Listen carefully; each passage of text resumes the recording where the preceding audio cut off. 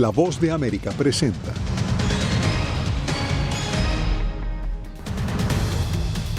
Demócratas y republicanos piden moderar retórica tras el presunto atentado contra Donald Trump. Ohio refuerza seguridad de escuelas tras insultos y amenazas contra los haitianos. Texas clasifica al Tren de Aragua como una organización terrorista extranjera. Y la ONU denuncia recientes tácticas represivas del gobierno venezolano contra la oposición.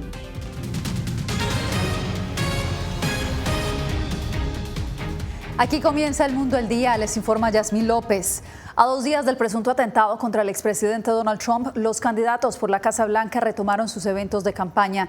Lo harán en estados clave, en medio de mutuos reproches por incendiar al electorado con su retórica, como ellos mismos lo dicen. Carolina Valladares desde Washington, ¿qué han dicho hoy los candidatos sobre el intento de asesinato y a dónde irán estos próximos días? Jasmine, pues ha sido Kamala Harris quien en horas de la tarde ha cogido el teléfono y ha llamado a Donald Trump, a su rival en las urnas, para expresarle que se alegra de hecho de que se encuentre bien, y ha trascendido que la conversación ha sido en términos amistosos. Todo ello en medio de los llamados por ambos nominados, por ambos partidos para la vicepresidencia, de que se rebaje ese tono de la retórica en los eventos de campaña para evitar más violencia política en el país. Y en cuanto a los próximos eventos, sabemos que Trump va a estar en el norte, en Michigan, mientras que Kamala Harris y Tim Walz van a estar en el sur, en Carolina del Norte y en Georgia. Donald Trump regresa este martes a su agenda de campaña tras el presunto intento de asesinato que sufrió el domingo en Palm Beach, en Florida. Será esta noche en Michigan un estado clave para ganar las presidenciales. Quien sí habló ya ante las cámaras fue el nominado republicano a la vicepresidencia, J.D. Vance. Acusó a los demócratas de polarizar al país y les instó a bajar el tono de su retórica. La gran diferencia entre conservadores y liberales es que nadie ha intentado matar a Kamala Harris en los últimos meses. Creo que es una evidencia bastante fuerte de que la izquierda necesita bajar el tono de la retórica y terminar con esta basura. Mientras su rival en las urnas, el nominado demócrata vicepresidente Tim Walz, condenó hoy el ataque e hizo un llamado a resolver las diferencias sin violencia. Creo que todos sabemos que no solucionamos nuestras diferencias en este país con violencia. Lo condenamos en todas sus formas. Resolvemos nuestras diferencias en las urnas, así es como lo logramos. El presunto intento de asesinato contra Donald Trump tiene lugar cuando el expresidente y la nominada demócrata a la presidencia, Kamala Harris, encaran una semana clave cuando faltan menos de 2 meses para las elecciones.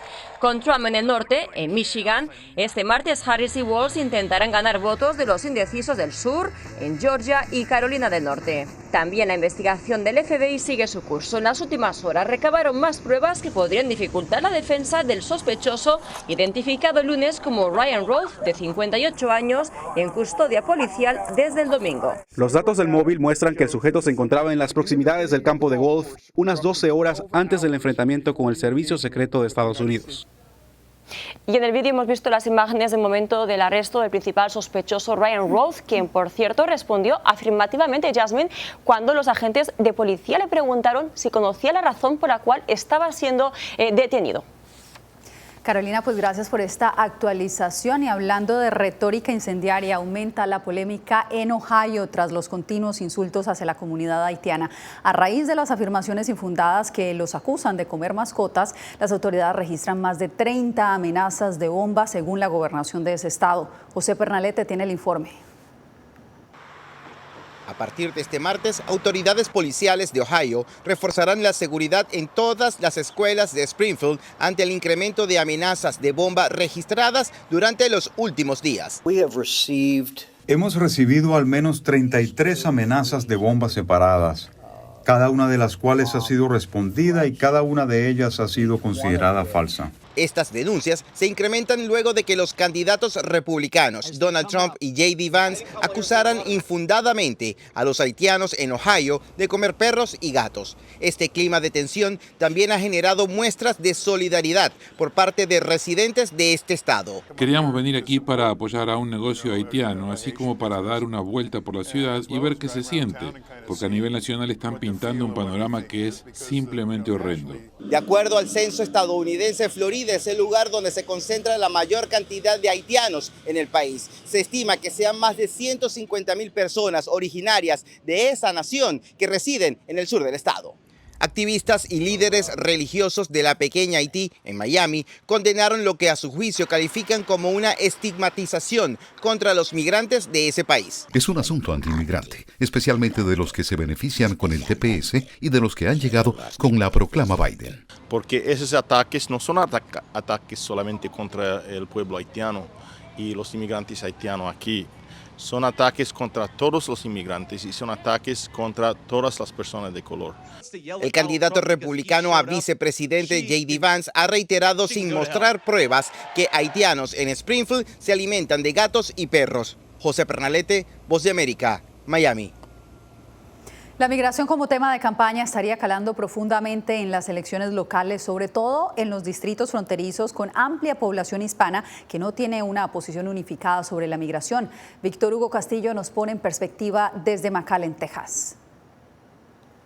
Para el demócrata Vicente González, actual representante del Distrito 34 de Texas y quien está en campaña de reelección, es prioridad regularizar el estatus de los más de 11 millones de migrantes indocumentados que viven en Estados Unidos. Muchos ya están pagando impuestos, ya están pagando seguro social a nombres de otras personas. Deberíamos de darles uno a ellos para que puedan pagar su seguro social, para que puedan aportar al sistema. Aunque su contrincante republicana Mayra Flores considera que una reforma migratoria es necesaria, cree que se debe fortalecer la seguridad de la frontera con México. Primero prioricemos en deportar a las personas que están aquí ilegalmente cometiendo crímenes y también que están aquí dependiendo de la asistencia del gobierno, porque queremos gente que venga a este país, pero gente que quiera venir a trabajar. González respalda la creación de centros de procesamiento para solicitantes de asilo en países como Panamá, Colombia, México y otros, donde los migrantes en zonas seguras realicen el trámite antes de llegar a los Estados Unidos y de esta forma aliviar la presión en la frontera y remover el elemento criminal de los cárteles. Si los aceptan, se van al aeropuerto más cerca donde estén,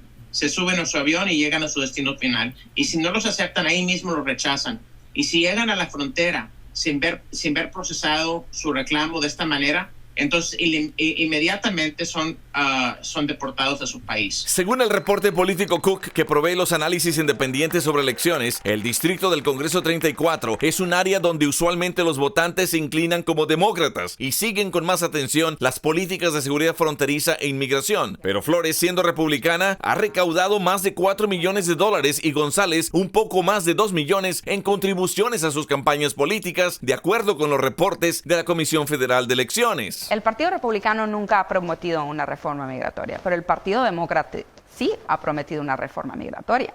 Y una vez que obtienen la posición, no hacen absolutamente nada. Tanto Flores como González navegan una elección en un distrito con un alto electorado hispano, que ve la política migratoria con ópticas diferentes. Solo en las elecciones del 5 de noviembre se verá qué visión de la inmigración es a la que apuntan los electores, sobre todo los hispanos, en poblaciones fronterizas. Víctor Hugo Castillo, Voz de América, McAllen, Texas.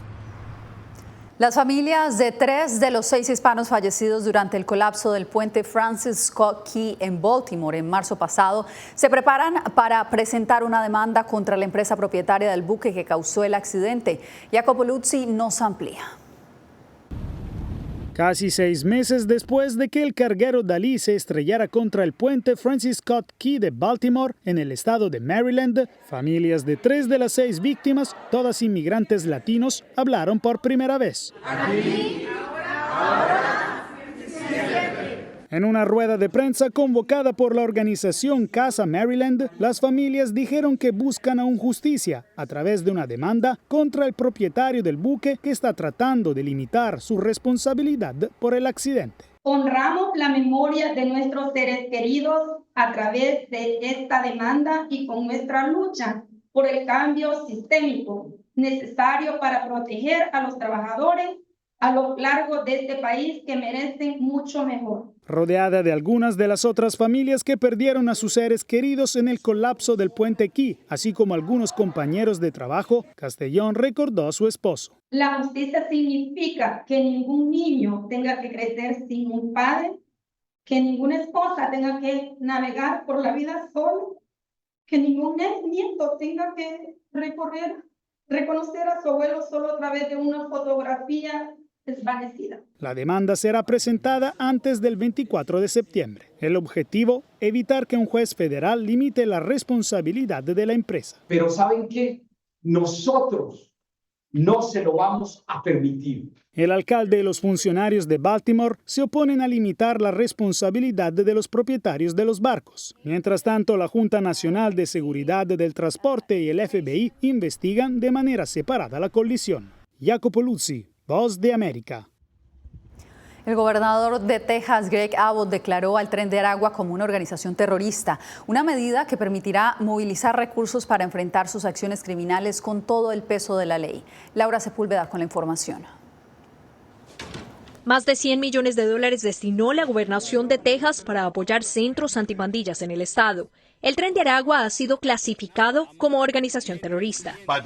Al declarar al Tren de Aragua como una organización terrorista extranjera, Texas utilizará a los tribunales para impedir sus operaciones, llevará a cabo la confiscación civil de activos para incautar sus propiedades y aplicará las sanciones penales más severas a fin de mantenerlos en prisión durante periodos más prolongados. Al tiempo, el gobernador ahora considera a la organización como pandilla de primer nivel debido a su peligrosidad. Texas no va a permitir que ninguna parte del estado se vea infestada con ese tipo de enfermedad. El Tren de Aragua, según describió el mandatario del estado, es una MS-13 en esteroides.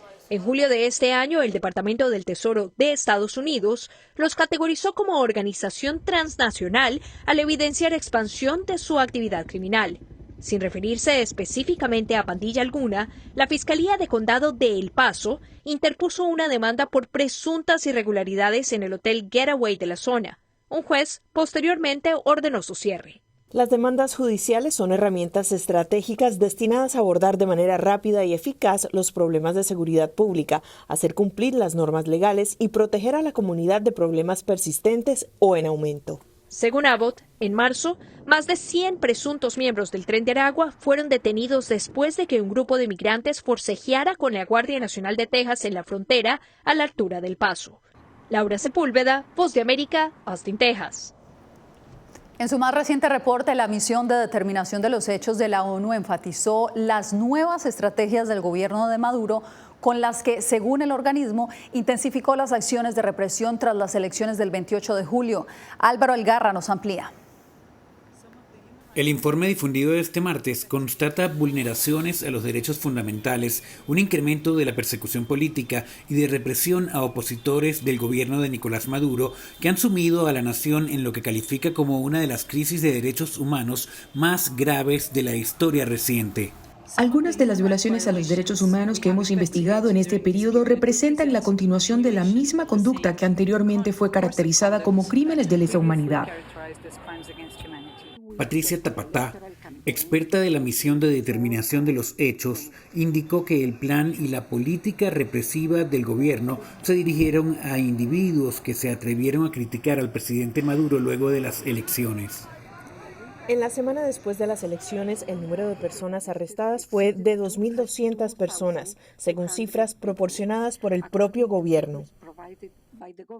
El dirigente opositor Juan Pablo Guanipa, quien permanece en la clandestinidad, envió un mensaje a la comunidad internacional. Nosotros tenemos la responsabilidad de seguir dando la pelea, de seguir ejerciendo presión interna acompañada de la presión internacional para lograr que haya un reconocimiento a la verdad que ha sido demostrada. En varias ocasiones, el gobierno venezolano ha asegurado que la misión de la ONU fue diseñada por varios países, entre ellos Estados Unidos, con el propósito de lograr un cambio de gobierno en Venezuela, y ha rechazado y calificado sus informes de parcializados.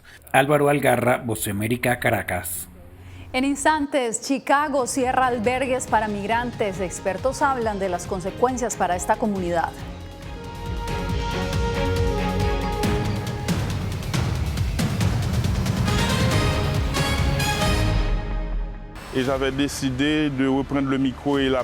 Periodismo, la prensa libre importa, una producción especial de La Voz de América. Porque pour moi, le silence pas qu'une option et je voulais reprendre pour faire échec à la terreur. En vozdeamerica.com. Soy Gonzalo Abarca, presentador de La Voz de América. Cada semana, desde nuestro programa Foro, programa de análisis y debate, vamos más allá de la noticia, con los temas de interés que ocurren en Estados Unidos e impactan en toda la región. Desde La Voz de América, tengo el privilegio de moderar debates y confrontar ideas diferentes. Así nuestra audiencia se puede formar su libre opinión y tomar sus decisiones bien informadas. Porque en La Voz de América, la prensa libre importa. ¿Cómo decidió este grupo de hombres no acabar con la civilización? Presentamos De Yalta a Malta, una serie documental que analiza las relaciones y amistades entre los líderes de la Guerra Fría. Cómo interactuaron, cuándo se conocieron y llegaron a discutir el destino del mundo. Es un lado de la historia que usted necesita ver. De Yalta a Malta. Vean los 5 episodios ahora mismo en VOA+.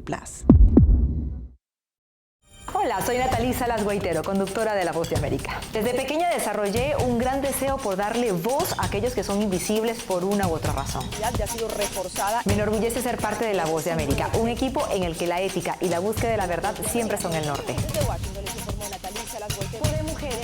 Ser periodista es una gran responsabilidad porque somos defensores de principios de libertad y para mantenerlos, la prensa libre importa.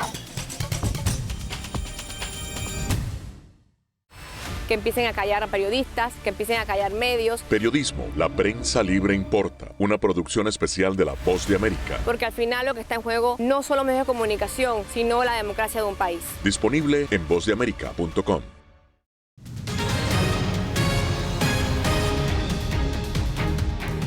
Este martes, la Fiscalía Federal de Estados Unidos presentó cargos contra el famoso rapero y productor musical Sean Combs, también conocido como P. Diddy. La acusación, que abarca décadas, alega que Combs usó su estatus en el mundo del hip hop para forzar a mujeres a participar en actos sexuales degradantes como parte de un esquema de tráfico sexual y crimen organizado. The indictment alleges that Combs abused and exploited women. La acusación formal alega que Combs abusó y explotó a mujeres y otras personas durante años y de diversas maneras. Como se alega, Combs utilizó fuerza, amenazas y coerción para hacer que las víctimas participaran en encuentros sexuales prolongados con trabajadores sexuales masculinos, algunos de los cuales transportó a través de fronteras estatales. Combs supuestamente planificó y controló dichos encuentros y a menudo los grabó electrónicamente. El rapero de 54 años fue arrestado en Manhattan este lunes y hoy compareció en la corte, donde se declaró no culpable. El juez le negó la fianza, así que permanecerá bajo custodia de autoridades federales.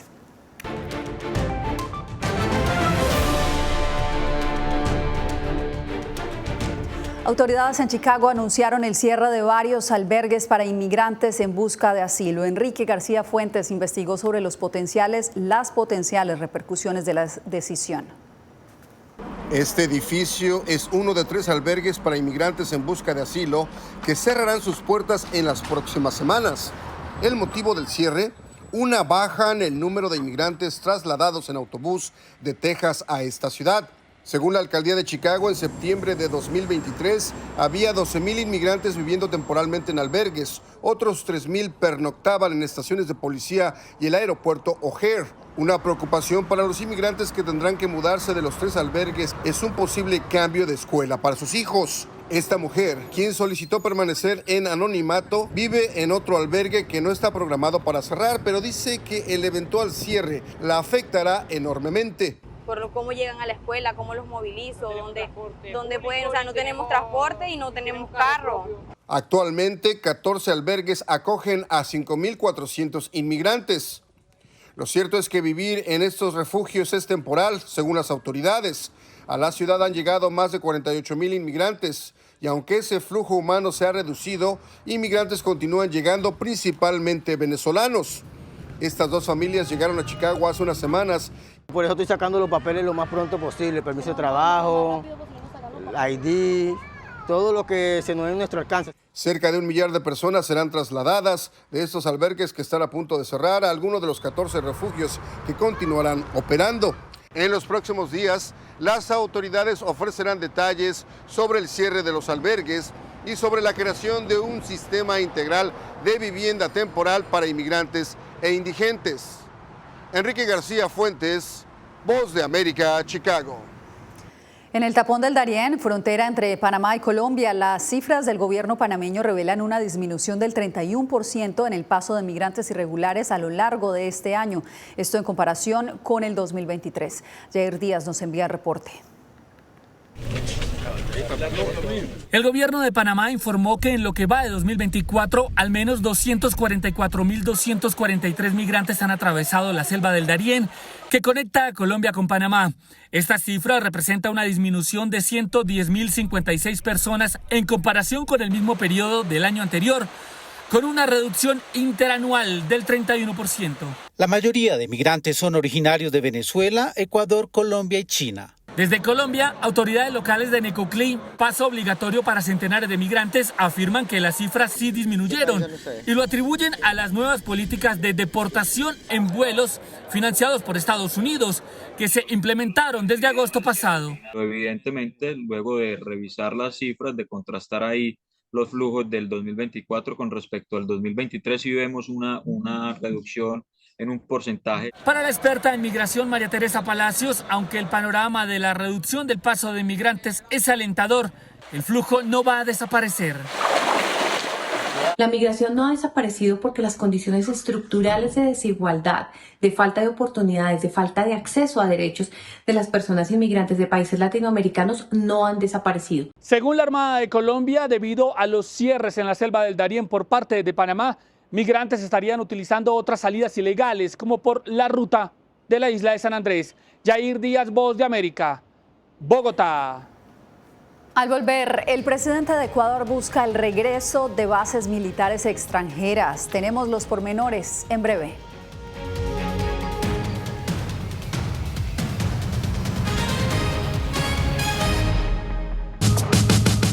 Hola, ¿qué tal? Soy Natalí Salas Goitero. ¿Qué tenemos esta semana en Visión 360?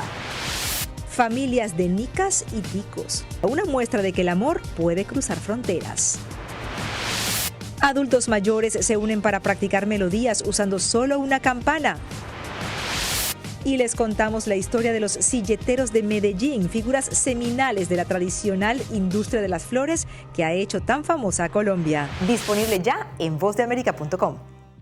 Soy Jacopo Luzzi, reportero de La Voz de América aquí en Washington, D.C. Ya sea informando desde el Capitolio, desde la Casa Blanca, cubriendo el impacto del cambio climático, el impactante tema migratorio, o subir en un avión y cruzar medio mundo para estar en el lugar de la noticia con la información precisa y veraz, este es mi compromiso como periodista. Un compromiso de vida profesional que comparto con ustedes, porque en La Voz de América la prensa libre importa. La Voz de América presenta testimonios de tolerancia directamente desde el corazón de una de las regiones más conservadoras de Estados Unidos. Historias de personas determinadas a derribar estereotipos, viviendo de manera auténtica en el hogar de los valientes. Encontraron su libertad. Disponible en todas las plataformas de La Voz de América. Nunca pensé pasar 2 años y 7 meses en la prisión por nada más pensar diferente a las autoridades de Nicaragua.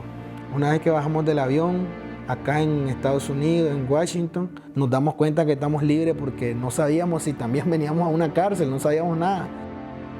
El cuerpo como que siente el aire puro, la diferencia a estar en una prisión, ¿verdad?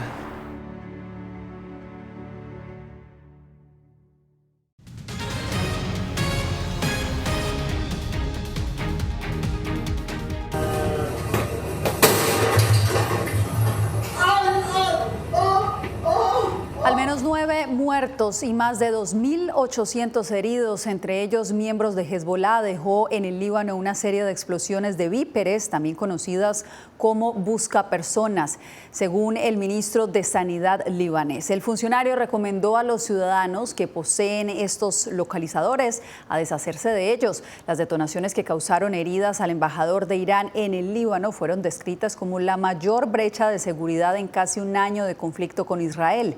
En Beirut Beirut se vieron ambulancias que se desplazaban en medio del pánico mientras las explosiones continuaban. La explosión de este tipo de artefactos también se reportó en el sur del país. Hasta el momento el ejército israelí no ha comentado sobre este incidente. El presidente ecuatoriano Daniel Noboa presentó un proyecto de reforma constitucional con el que pretende permitir nuevamente la instalación de bases militares extranjeras. El mandatario argumenta que la medida es necesaria para enfrentar al crimen transnacional. Néstor Aguilera tiene las reacciones. Un proyecto de reforma parcial a la Constitución. Con este anuncio, el presidente ecuatoriano Daniel Noboa promueve la posibilidad del retorno de bases militares extranjeras a territorio nacional, algo que quedó prohibido en la Constitución elaborada en 2008 durante el mandato de Rafael Correa y que provocó la salida del puesto de operaciones avanzadas de Estados Unidos. Salió la base de Manta en el año 2009 y simultáneamente, a renglón seguido, los norteamericanos establecieron dos bases militares en Colombia. En Colombia ya existen 7 bases militares y en ese país no se ha logrado parar el narcotráfico. El constitucionalista Salim Saidán explicó que el proceso para lograr esta iniciativa debe atravesar varias etapas para su aprobación, lo que tardaría algunos meses. Una vez aprobada por la Asamblea, el Consejo Nacional Electoral tendría que convocar a referendo ratificatorio, con lo cual lo más seguro es que el 13 de abril, que se realiza la segunda vuelta presidencial, tengamos una papeleta adicional. En el movimiento Revolución Ciudadana del expresidente Correa ya se adelantan argumentos contra la iniciativa. Lo cierto es que como proyecto político fuimos quienes embanderamos el tema de la salida de la base de Manta, porque se podía hacer desde el Estado con capacidades propias sin necesidad de depender o requerir otro tipo de criterios externos. Desde el gobierno se afirma que se necesita respuesta nacional e internacional para enfrentar el conflicto armado contra las organizaciones criminales que han incrementado la violencia e inseguridad en las calles. Néstor Aguilera, Voz de América, Quito. Bien, y si tiene su teléfono celular a la mano, lo invitamos a escanear el QR que está viendo en este momento en pantalla.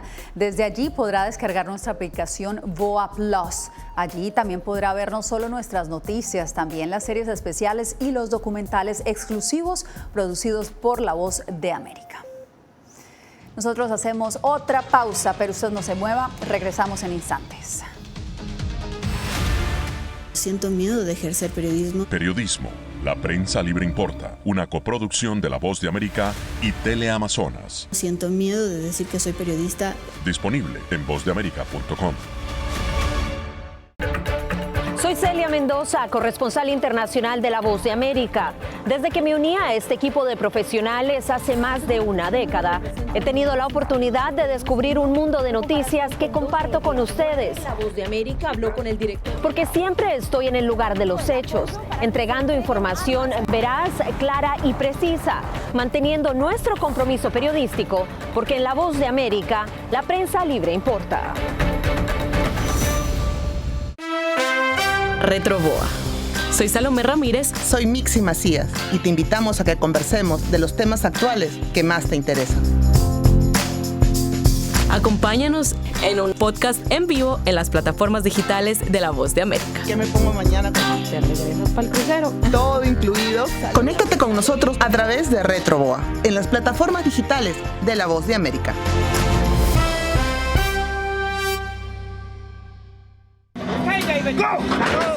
La Voz de América presenta testimonios de tolerancia directamente desde el corazón de una de las regiones más conservadoras de Estados Unidos.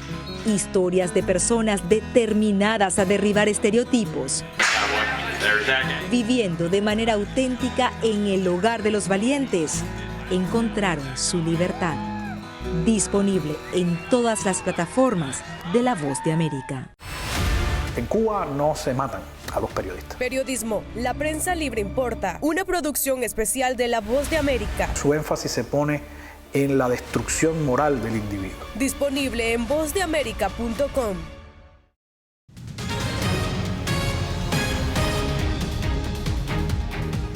Regresamos para despedirnos con la nueva estrella del zoológico en la provincia de Chonburi, Tailandia. Se trata de Mu Deng, un adorable hipopótamo pigmeo de solo 2 meses. Y es que desde su aparición en redes sociales, esta pequeña ha conquistado TikTok e Instagram con su carisma y sus travesuras, atrayendo a miles de visitantes a verla en persona. Su popularidad está ayudando a concienciar sobre la amenaza que enfrenta su especie en peligro de extinción. Con estas imágenes nos despedimos por hoy. Les informó Yasmín López. Gracias por acompañarnos.